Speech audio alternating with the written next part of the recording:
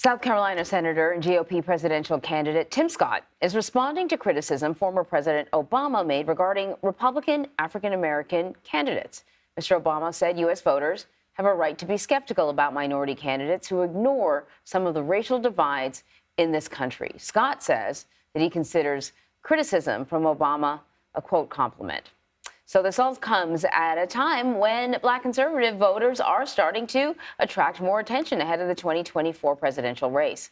Back in 2020, about 87% of Black voters supported Joe Biden in the presidential election. That's according to exit polling.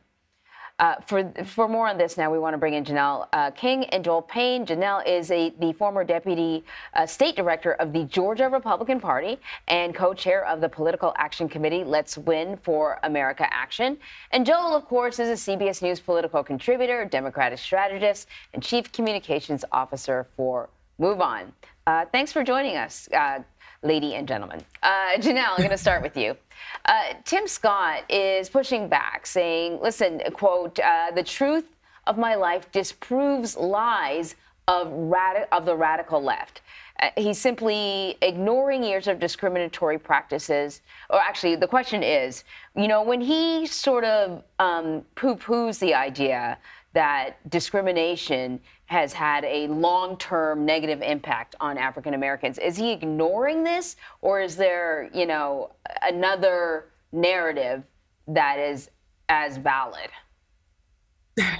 Well, you know, I think we have to look at this from a different perspective, right? So as Black conservatives, the misconception is that we don't understand these things, that we don't understand that there are so many things that has happened in this country that has affected people of color, and particularly Black people. But the thing about it is that we're still American. And I think what Tim Scott is really saying is that, yes, while we acknowledge that there's so many things that we have overcome and there's so many areas that we're still, you know, moving towards and still fighting in, we cannot ignore the fact that we have grown, that we have established some new precedents, and that a lot of Black Americans are doing well, that we are moving forward. We like to push the idea of making sure we understand that while I'm ethnically Black, I'm still an American, and I have to make sure that we are fighting for the same things and that we're looking at this American agenda as something that's beneficial to Black America versus kind of sitting on it and saying that because we are Black Americans, that somehow we now need something separate, or somehow we just don't, we can't win in this America when we can. Joel, I want you to respond.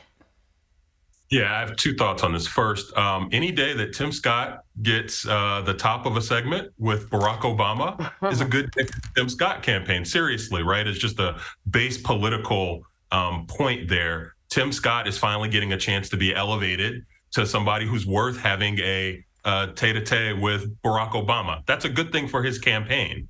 And I think that this is probably part of the Tim Scott theory of the case coming to fruition for Republicans to be able to have conversations like this. So if you're the Scott campaign, you're probably more than happy, regardless of the efficacy of the argument, to have this back and forth with Barack Obama.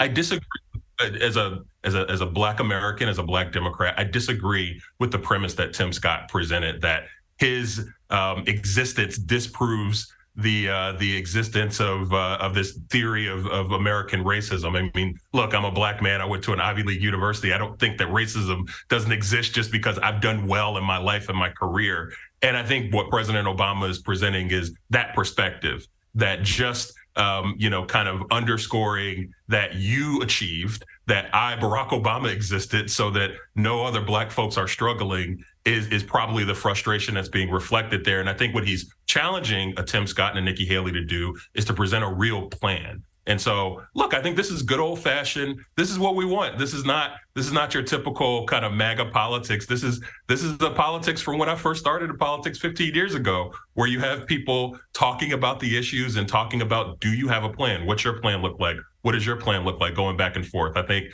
this is just good old fashioned Democrats versus Republicans arguing about how to support the people that they want to represent. Right. And Janelle, so to the point that Joel is making, certainly the significance and the prominence of Tim Scott and Barack Obama and myself and Anne Marie and both of you is an indication that there are opportunities for people of color to succeed in this country at the top levels of their game. But when you look at the 230-year plus history of the United States Senate, there have only been 11 black senators. And so I think the question becomes, what is the Republican Party doing to attract black voters if it doesn't at least acknowledge that, yes, an individual's personal story may be one to applaud, but that for the vast majority of African Americans and people of color and women in this country and Jewish people, there's a lot of marginalized groups that can point and say, well, you know, this isn't true of everybody. It's true of just a very select few. Just the acknowledgement of that, wouldn't that do more to attract black voters to the party? Personally, I don't know how much more acknowledgement is necessary. I don't know Black conservatives who don't acknowledge that racism is something that is here, that it's not necessarily as widespread as the Democratic Party would like to present it. But we're not saying that racism doesn't exist. We've never said it doesn't exist. We believe that it's a heart issue that can't be legislated through politics. However, that being said, that's why we focus on policy. We focus on policies that are going to benefit Black Americans and Americans as a whole. And I really think that whenever, and here, let me start here. Whenever I've had a conversation with people who have converted, so to speak, from the Democrat side to the Republican side, it didn't come because we confirmed or affirmed this notion that we're living under this oppression. It's because we've given them something that's liberating. We give them a message of freedom, a message that says that while they're telling you to be anti-capitalism, we're telling you that capitalism is the only system that has pulled people out of poverty. And while they're telling you that socialism is good, they can't confirm or show you where socialism has worked in any other country. So therefore, what we're saying is that we have an alternative to what you have been told. And if you look into what we're doing, you'll see that if we just subscribe to these principles, not people, but principles, that your life will change. And I've seen that happen over and over and over again as I speak with people. Janelle, I want to ask you, do you believe that a Black GOP candidate can make it out of the primary process? You're in Georgia, where there are a lot, it's a large African-American population. But, the Supreme Court just kind of, ruled against Alabama in terms of its gerrymandering. I mean, there are a lot of places in this country that have actively reduced the ability for Black voters to express themselves. Do you think that a Black Republican candidate can truly be a contender? I absolutely believe that. I mean, my husband was a true contender. I mean, he was in the primary with Herschel Walker, who clearly had more name ID. But to this day, we hear every single day that people wish they had supported my husband and Kelvin King. And so we have a lot of Black conservatives that are on the rise and that are coming up. The thing about it is that we have to get the attention.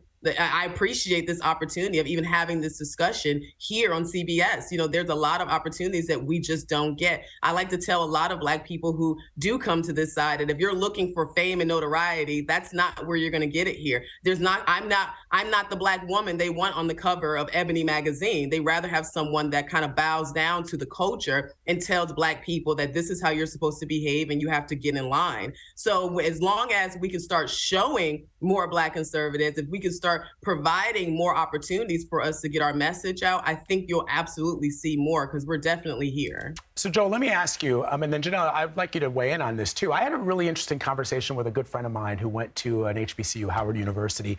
And, as somebody who didn't attend an HBCU, I asked him if on campus you saw what you would see on a typical white campus, which is there's a Republican student club and a Democrat student club and a gun owner student club. And he said, everything that you have at all the other colleges, we have at Howard and at all the HBCUs. And then he made the point that, Republicans, there are many issues that Black people, not just conservatives, are aligned with when it comes to often the policies that the Republican Party espouses. One that has to do with religion and faith, one even that has to do with the Second Amendment, and even the economic issues that are typically those policies that are talked about from conservatives and Republicans. But he said, but the one thing where there are a couple of things that make it hard for Black conservatives to align with the GOP, and that is around issues around police brutality. And that was a big one. And voter disenfranchisement. I can never say that word. Yep. The suppression of Black votes in certain parts of this country. And he said if they could just get around that, not supporting police brutality against African Americans, or calling it out. I shouldn't use the word support, calling it out more, and not trying to suppress the vote, they probably would do better with black voters in this country. So, Joel, what did you make of that assessment? And Janelle, what do you think of that? First, Joel. Yeah, Vlad. Look, it's a good observation to point out. I would say this. One, I have evolved a bit on maybe an inherent resentment of black conservatives. I'll acknowledge that. I actually think it's wonderful that folks like Janelle, the Tim Scotts of the world, other high-profile African-American conservatives exist, because I think actually both political parties need folks to keep them honest. And that's an evolution that I've made, and I'll acknowledge that I was probably a little bit ignorant on that.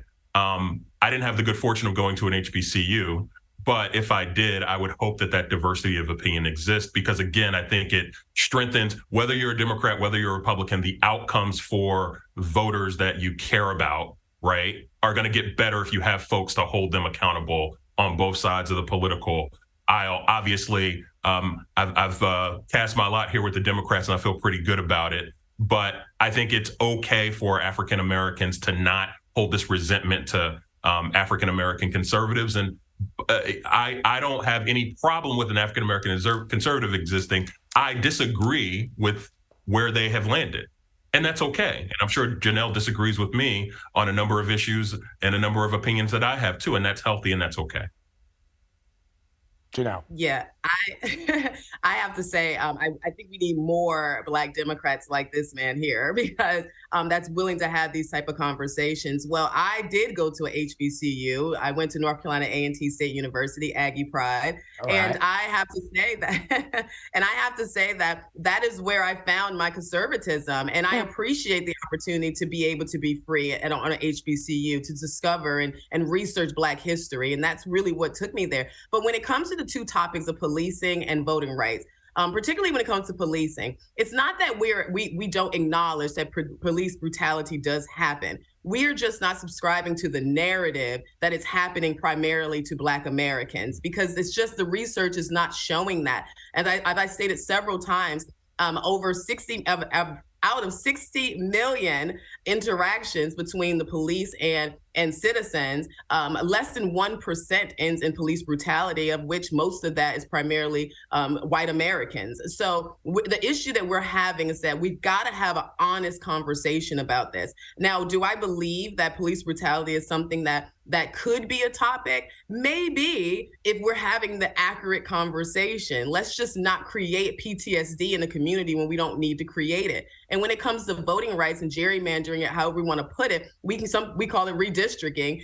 Democrats redistrict as well. And Democrats have cut our state, and particularly Georgia, in so many different ways when they were in power. So, moving around and making sure that you have more voters in certain districts is something that happens across both sides of the aisle. But we're not showing that there is a issue with Black people being able to vote. Every policy, particularly here in Georgia, that's associated with voting rights, it is something that is associated with everyone. It's not like there's a special policy for Black Americans. So, and I don't know any Black person who's struggling to vote, particularly here in Georgia. So I speak for Black conservatives at this moment, and by saying that I think that we just want to have honest conversations around these topics, but we're definitely not afraid to have these conversations.